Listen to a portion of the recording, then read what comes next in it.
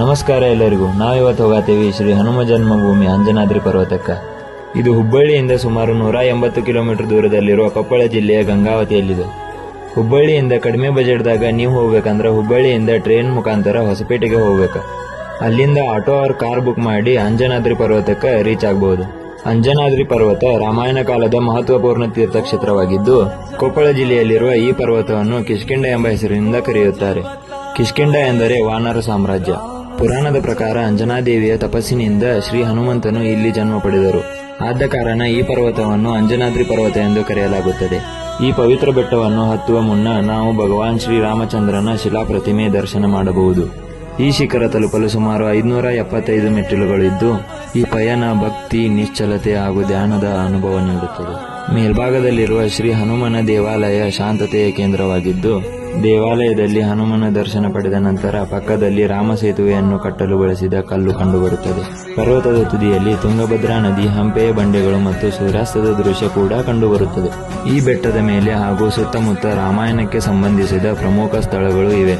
ಅಂಜನಾದ್ರಿಯಿಂದ ಕೇವಲ 1 ಕಿಲೋಮೀಟರ್ ದೂರದಲ್ಲಿರುವ ಪಂಪಾ ಸರೋವರ ಪಾರ್ವತೀ ದೇವಿಯ ತಪೋಭೂಮಿ ಎಂದು ಗುರುತಿಸಲಾಗುತ್ತದೆ. ಅಲ್ಲಿಂದ 2 ಕಿಲೋಮೀಟರ್ ದೂರದಲ್ಲಿರುವ ಸುಗ್ರೀವನ ಗುಹೆ, ರಾಮ ಮತ್ತು ಸುಗ್ರೀವ ಮೊದಲ ಬಾರಿಗೆ ಭೇಟಿಯಾದ ಸ್ಥಳ. ಈ ಗುಹೆಯು ತುಂಗಭದ್ರಾ ನದಿಯ ತೀರದಲ್ಲಿದೆ.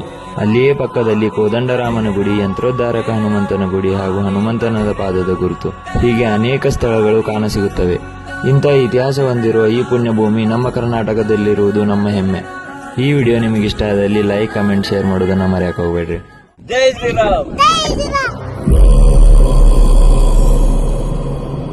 ರಘುನಂದನ ರಘು ರಘುನಂದನ ರಘುವರ ಸೇವನ ರಘುಪತಿ ಚಾಯನ ಶತಯೋಜನ ಶತಶತಯೋಜನ ಶರಧಿ ನಿಯೋಜನ ಶರ ಪರಿಲಂಘನ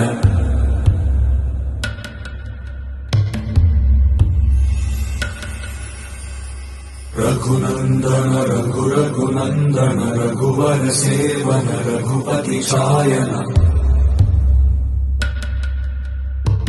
ಶತಯೋಜನ ಶತಶತಯೋಜನ ಶರಧಿ ನಿಯೋಜನ ಶರ ಪರಿಲಂಘನನೇ